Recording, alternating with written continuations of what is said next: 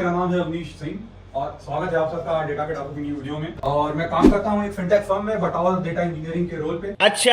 और बहुत सारे मेंटरशिप्स लेने के बाद, लोगों से बातचीत करने के बाद ये पता चला कि लोगों को अभी तक डेटा इंजीनियरिंग होता क्या है, डेटा एनालिटिक्स होता क्या है, डेटा साइंटिस्ट होता क्या है, मतलब रोल्स क्या होते हैं, कंपनी पे इम्पैक्ट क्या पड़ता है, ये सब अभी भी फ्रेशर्स को या मिड सीनियर लेवल को, जिनको अभी अपना करियर स्विच करना है, अभी भी उनको ये क्लैरिटी नहीं है।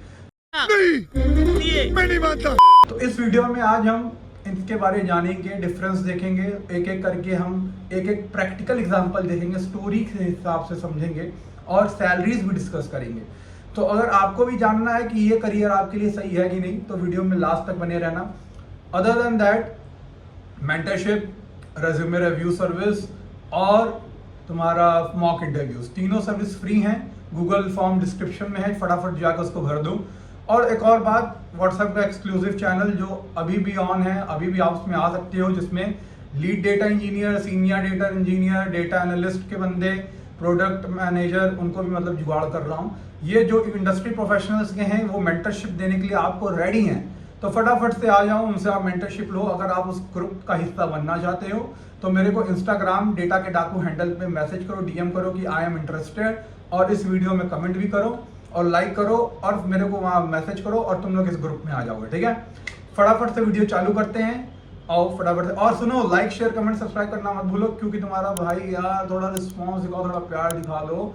मैं भी एक माइक ले लूँ, बढ़िया सा एक माइक लिया है वायर्ड वाला, लेकिन मज़ा नहीं आ रहा, ठीक है। फटाफट से आप वीडियो में स्वागत है दोस्तों आप सबकी नई वीडियो में। तो जैसे यार तुम लोगों ने इंट्रो में तो सुन ही लिया होगा कि आज हम लोग डिस्कस क्या करने वाले हैं।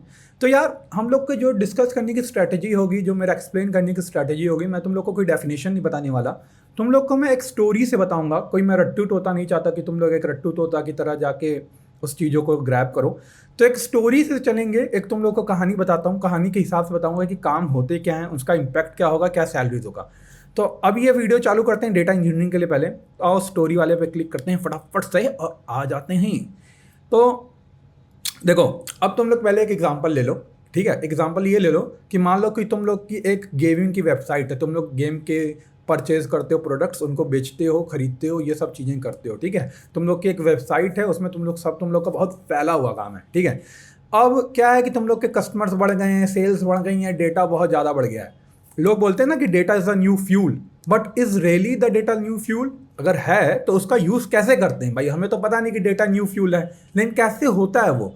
तो देखो, हम इस पूरे मतलब ये सीरीज़ में देखेंगे कि डेटा सच्ची में कैसे हमारी यूज़फुल में आएगा, ठीक है। तो मान लो पहले सोर्सेस ऑफ डेटा क्या होगा। मान लो अगर तुम कोई गेम की वेबसाइट चला रहे हो, ठीक है, तो उसका सोर्सेस ऑफ डेटा क्या क्या हो सकते हैं। तो वैसे मान लो जो मैं इंडस्ट्री स्टैंडर्ड्स का लेता हूँ, तो 3 तरह के डेटा मैं अभी इस वीडियो में ले रहा हूँ, जैसे क्लिक स्ट्रीम डेटा और ट्रांजैक्शनल डेटा और थर्ड पार्टी डेटा। अब क्लिक स्ट्रीम डेटा क्या होता है? क्लिक स्ट्रीम डेटा आप मान लो जैसे ये एपीआई से भी आ सकता है, किसी से भी आ सकता है, या काफका का टॉपिक से आ सकता है। क्लिक स्ट्रीम डेटा होता क्या है? जैसे मान लो तुम लोग की वेबसाइट है गेम की, किसी ने तुम्हारा प्रोडक्ट व्यू किया, तुम लोग का कोई प्रोडक्ट व्यू किया, या तुम लोग का मान लो कोई ऐड किया कार्ट में लेकिन अभी परचेज नहीं किया, किसी ने कलर ही सेलेक्ट किया, किसी ने साइन अप स्टार्ट किया, किसी ने साइन अप कंप्लीट किया। हर इवेंट पे क्लिक करने पे डेटा जनरेट होगा और वो डेटा हमारा स्टोर होता जाएगा। अब वो फ़ायदा क्या देगा? फ़ायदा ये देगा, अच्छा वो फ़ायदे की बात बाद में बताता हूँ, पहले दूसरे तरीके का डेटा देख लो। अब ट्रांजैक्शनल डेटा क्या है? ट्रांजैक्शनल डेटा मान लो किसी ने परचेज कर लिया ऑर्डर, किसी ने प्लेस कर दिया, किसी ने साइन अप कर लिया पूरा प्रॉपर, तो उसकी इन्फॉर्मेशन जाके स्टोर होंगी ना किसी डेटा बेसिस में, तो वो हो गया तुम्हारा ट्रांजैक्शनल डेटा। अब ये ट्रांजैक्शनल डेटा भी तुम्हारा मान लो इकट्ठा होता जा रहा है। ये भी हमारे डेटा इंजीनियरिंग या डेटा डोमेन में ये सब काम आता है, तो हमारे सोर्सेज हैं ये सब डेटा के, ठीक है। अब थर्ड पार्टी डेटा क्या एग्जाम्पल हो सकता है? अब मान लो कि तुम्हारा जो प्रोडक्ट है किसी ने खरीदा, ठीक है, खरीदने के बाद वो किसी, मान लो ऑनलाइन पेमेंट कर रहा है, तो ऑनलाइन पेमेंट करते समय वो किसी थर्ड पार्टी एप्लीकेशन पे जाएगा ना, मान लो रेजर पे हो गया या कोई और तुम्हारा पे यू हो गया, या तुम्हारा मान लो जस्ट पे हो गया, जो तुम्हारा थर्ड पार्टी पेमेंट एप्लीकेशन होती है, उधर जाएगा।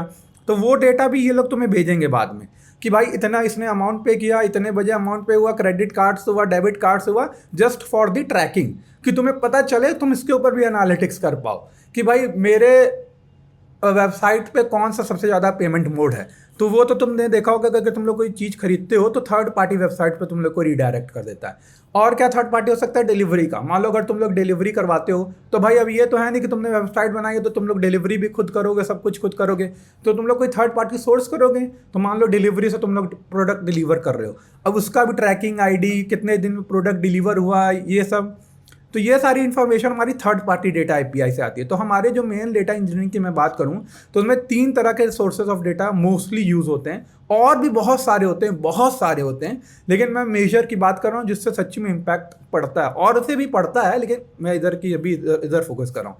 ठीक है, तो हमारा ये क्लिक स्ट्रीम डेटा हो गया, ट्रांजेक्शनल डेटा हो गया, थर्ड पार्टी डेटा एपीआई हो गया। तो ये मेरे एक हिसाब के सोर्सेज ऑफ डेटा हो गए। ठीक है, अब एक बार देखते हैं कि टाइप ऑफ डेटा फ्लो क्या होता है। अब मेरे ये सब डेटा हैं, लेकिन ये डेटा फ्लो कैसे होगा? जो वैसे मान लो अगर तुम लोग ये देख रहे होगे, ये एरो है ना, तो ये डेटा फ्लो होकर कहीं ना कहीं डेटा लेक पे जाएगा। डेटा लेक क्या हो गया? डेटा लेक मैं पहले तुम लोग को दिखा देता हूँ। डेटा लेक हो गया मान लो अमेजॉन का S3, जो मान लो एक स्टोरेज हो गया, ठीक है, या माइक्रोसॉफ्ट अजूर का ब्लॉब मान लो, ये सब स्टोरेज है, तो ये डेटा लेक हो गए हमारे। ठीक है, अब इन डेटा लेक पे डेटा जाके बैठेगा, तो लेकिन उन डेटा लेक पे जो डेटा जाके बैठेगा, ये जितने भी 3 तरीके के हमारे डेटा हैं वो कैसे जाएंगे? 2 तरीके से जाते हैं या 4-5 तरीके भी होते हैं। तो वैसे में 2 मेजर तरीके जो इंडस्ट्री में बहुत ज़्यादा यूज़ होते हैं, एक होता है स्ट्रीमिंग, मतलब स्ट्रीम होता जा रहा है डेटा। एक होता है बैच, मान लो बैच में डेटा जाके चला गया, मान लो 1 MB हमारा 100 MB का बैच जाके डेटा जाके स्टोर हो रहा है, और वो बैच प्रोसेसिंग हो रहा है। स्ट्रीमिंग क्या है? रियल टाइम एकदम। अब रियल टाइम का एक थोड़ा एग्जांपल देख लेते हैं। अब मान लो वही तुम्हारी वेबसाइट थी, तो तुम्हारी वेबसाइट जो थी गेम की, तो ये हमें क्लिक स्ट्रीम डेटा का एग्जांपल लेते हैं, जो हमने ये वाला क्लिक स्ट्रीम डेटा देखा था कि adding to cart, product view. इसका फ़ायदा क्या होगा अगर हम लोग स्ट्रीम कराएंगे? हमें इतना जल्दी ये डेटा क्यों चाहिए? मान लो तुमने साइनअप किया लेकिन साइनअप कंप्लीट नहीं किया, तो तुम लोग को याद है मैसेज आता होगा कि भाई आपने साइनअप कंप्लीट नहीं किया। वो क्यों आता है? वो इतना रियल टाइम होता है कि भाई वो तुरंत का तुरंत स्ट्रीम होकर वो डेटा वेयर हाउस में चला जाता है, फिर उसके बाद वहीं से क्लिक होकर तुम लोग आता है भाई कि हाँ कि अभी आपने साइन अप नहीं किया। या मान लो तुम लोगों ने कोई प्रोडक्ट व्यू किया, तो तुम लोग को उसके ऐड आने लग पड़ते हैं कि आपने ये प्रोडक्ट व्यू किया, अभी तक बाय नहीं किया। तो इसलिए ये यूज केसेस होते हैं स्ट्रीमिंग डाटा में, इसलिए जल्दी जल्दी आता है। दूसरा ट्रांजैक्शनल डेटा, मान लो जो डेटा बेसिस में मेरा ट्रांजैक्शनल डेटा स्टोर है, उसको भी लोग स्ट्रीम करते हैं। मान लो तुम्हारे कोई सेल हुई किसी प्रोडक्ट की, ठीक है, किसी प्रोडक्ट की सेल हुई। अब भाई इतनी हमारे प्रोडक्ट की सेल तो हो गई, लेकिन तुम्हें क्या करना है? तुम्हें उसका भी रियल टाइम डेटा चाहिए, ताकि तुम्हें ये पता चले कि तुम्हारा ग्लोबली और स्टोर से कितना प्रोडक्ट बेचा गया है। वो किस लिए काम आएगा? तुम्हारा इन्वेंट्री मैनेजमेंट के काम आएगा कि मान लो तुमने इतना अपने प्रोडक्ट बेच लिए हैं, तो तुम लोग को अपनी इन्वेंट्री भी तो बना के रखनी है कि भाई मेरे पास इतने प्रोडक्ट होने चाहिए, ताकि कल को 100 ऑर्डर प्लेस हों तो मेरे पास 100 प्रोडक्ट मेरे पास अवेलेबल होने चाहिए। तो इन्वेंट्री मैनेजमेंट के लिए, ताकि मेरे जो मेरा गेम बनाने के लिए रॉ सोर्सेस लग रहे हैं, उनको मैं पहले ही बोल दूं कि भाई मुझे इतना इतना ये मुझे पहले से ऑर्डर लगा के रखें। समझ रहे हो? ये it is use for the inventory purchasing decisions. तो ये हमारा स्ट्रीमिंग डेटा हो गया। स्ट्रीमिंग डेटा मतलब real time data pipeline flow होते जा रही है। बैच डेटा क्या हो गया? बैच डेटा हो गया, लेट अज्यूम कि मान लो तुम्हारी कंपनी है और तुम्हारी कंपनी में तुम्हारे एम्प्लॉयज़ काम कर रहे हैं, ठीक है, तो उनके एम्प्लॉयज़ काम कर रहे हैं, तो उनकी सैलरी महीने में एक बार जानी है, तो उसको रियल टाइम करने का कोई मतलब नहीं है। तो उसमें तुम लोग क्या कर सकते हो कि भाई तुम्हारा पेरोल का जो हर महीने डेटा जा रहा है, या हफ्ते जा रहा है, या हर एक दिन में 4 घंटे के बैच पे जा रहा है, तो वो स्ट्रीमिंग नहीं है, उसकी कॉस्ट भी कम आएगी और अच्छी तरह कंप्यूट भी हो सकता है। तो हम लोग स्ट्रीमिंग और बैच डेटा के अपने यूज़ केस अपने हिसाब से बनाते हैं कि भाई ये कौन सा स्ट्रीमिंग में चाहिए, ये बैच में चाहिए, इसका क्या एग्जांपल है। तो मान लो इस आर्किटेक्चर पे आते हैं। मान लो ये मेरे डेटा सोर्सेस हो गए, ये मेरा डेटा फ्लो हो गया, या मान लो रियल टाइम हो गया या बैच हो गया। अब डेटा कहाँ जाके बैठा है? डेटा लेक में। डेटा लेक हमारा क्या है? जैसे मैंने तुम्हें बताया, या तो अमेजॉन S3 हो गया, या तो माइक्रोसॉफ्ट अजूर हो गया, गूगल क्लाउड प्लेटफॉर्म का GCP भी होता है। तो हमारे डेटा लेक हो गए, या हमारा स्टोरेज हो गए कि वहाँ पर मेरा डेटा जाके बैठ गया। अब मान लो यहाँ पे एक बार डेटा लेक में जाके बैठ गया, अब क्या होगा? ELT होगा, एक्सट्रैक्ट लोड ट्रांसफॉर्म। एक मैं तुम लोग को दिखा देता हूँ, ELT। तो ये मेरा यहाँ से क्या हुआ? सोर्सेज से हो गया एक्सट्रैक्ट, ठीक है, इन पर्टिकुलर सोर्सेज से मेरा डेटा एक्सट्रैक्ट हो गया, यहाँ मैंने लोड कर दिया, ठीक है, डेटा लेक पे क्या कर दिया? लोड कर दिया। अब मेरा क्या होगा? ट्रांसफॉर्म होगा। डेटा इंजीनियरिंग से मान लो मैंने डेटा ट्रांसफॉर्म कर दिया। ट्रांसफॉर्मेशन मतलब क्या हो सकती है? ट्रांसफॉर्मेशन तुम्हारी कई चीज़ें हो सकती हैं। ट्रांसफॉर्मेशन मान लो कि तुम्हारा डेटा क्या फॉर्मेट होता है, जैसे ये तुम्हारा मान लो ये डेटा होगा, ये क्या होगा? स्ट्रक्चर्ड, सेमी स्ट्रक्चर्ड हो सकता है, स्ट्रक्चर्ड भी हो सकता है। मोस्टली सेमी स्ट्रक्चर्ड होता है डेटा इंजीनियरिंग के केसेस में। सेमी स्ट्रक्चर मतलब ये देखो जेसन, ये जेसन का देख रहे हो तुम लोग का, ये हमारा हो गया सेमी स्ट्रक्चर्ड डेटा। इसका स्ट्रक्चर जो है सेमी स्ट्रक्चर्ड है, स्ट्रक्चर्ड डेटा नहीं है। तो इसको ट्रांसफॉर्म करके एक स्ट्रक्चर्ड फॉर्मेट में लाना, मतलब टेबल रोज एंड कॉलम्स में लाना, इसको ट्रांसफॉर्म करना पाईस्पार्क की मदद से या कोई भी पर्टिकुलर लैंग्वेज की मदद से इसको ट्रांसफॉर्म करना, ठीक है। एक बार तुमने ट्रांसफॉर्मेशन कर ली, कुछ नए कॉलम्स ऐड कर लिया, मान लो इवन टाइम ऐड कर लिया, जब वो ट्रांसफॉर्म हो रहा है तो एक और कॉलम ऐड कर लिया कि इस समय किस समय ये ट्रांसफॉर्म हुआ है। तो वो सब ट्रांसफॉर्मेशन डेटा इंजीनियरिंग की हो गई कि ELT। उसके बाद डेटा क्वालिटी भी चेक करना कि भाई तुम्हारा जो डेटा की क्वालिटी है वो सही है कि नहीं, कोई नल्स तो नहीं है, कोई क्लीनिंग करनी। और उसके बाद मान लो कोई किसी का प्राइवेट डेटा है तो उसको भाई हाइड करना। अब जो काम कर रहा है वो भी तो भाई उसका किसी का प्राइवेट डेटा, किसी की ईमेल है, किसी का मोबाइल नंबर है, किसी का क्रेडिट कार्ड नंबर है, वो सारे डेटा को हाइड करना भी हमारा ये डेटा इंजीनियरिंग डेटा गवर्नेंस के अंदर ही आ जाता है। तो ये हमारा पूरा प्रॉपर ELT परफॉर्म होने के बाद क्या होता है, डेटा मॉडलिंग होती है। डेटा मॉडलिंग क्या हो गई, मान लो डेटा वेयर हाउस में मेरा डेटा लेक में तुम्हारा मान लो ट्रांसफॉर्म करके तुमने डेटा बिठा दिया, या मान लो किसी वेयर हाउस में डेटा बिठा दिया। अब डेटा मॉडलिंग क्या होगी कि हमें अब उन पर्टिकुलर तुम्हारा जो स्ट्रक्चर्ड डेटा है उनसे टेबल्स को डिफाइन करना है कि भाई मेरे कौन कौन से कॉलम किस किस में होंगे।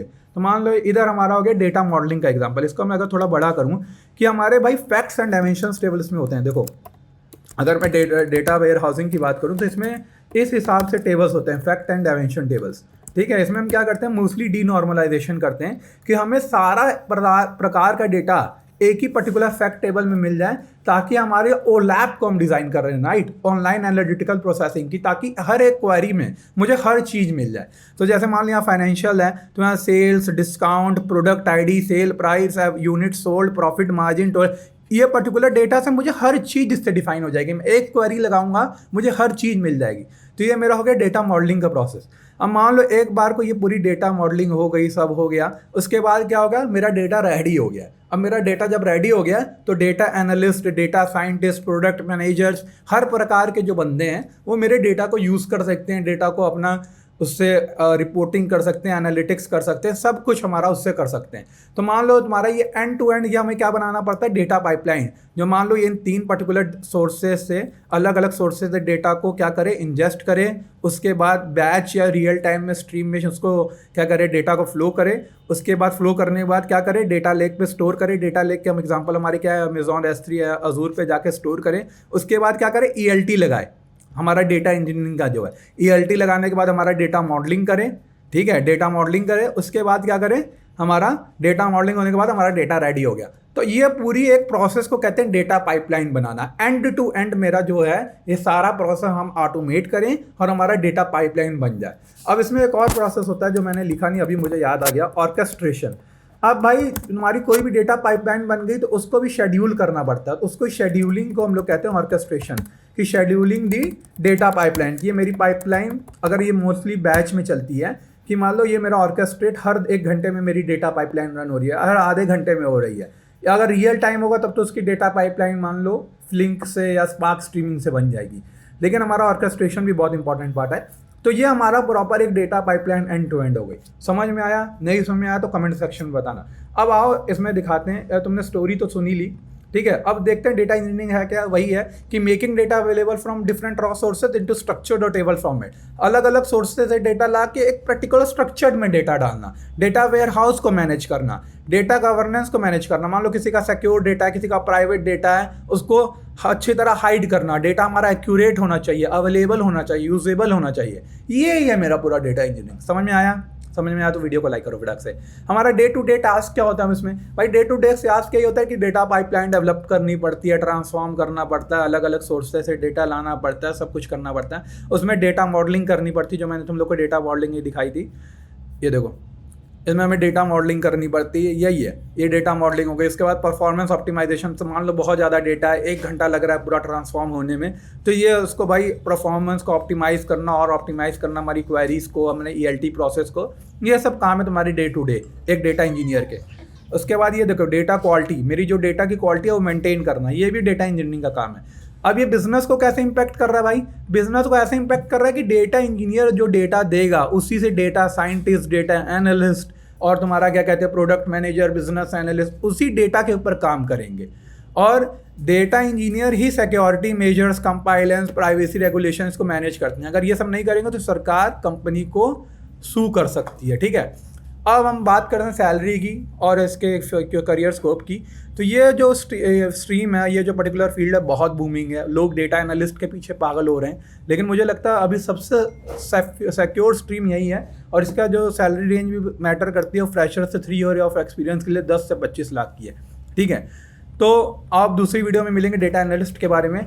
स्टे ट्यून्ड और वीडियो को लाइक, कमेंट, शेयर, सब्सक्राइब जरूर करो और नेक्स्ट वीडियो में आने के लिए तैयार हो। चलो, नमस्कार, अल्हम्दुलिल्लाह, हर हर महादेव।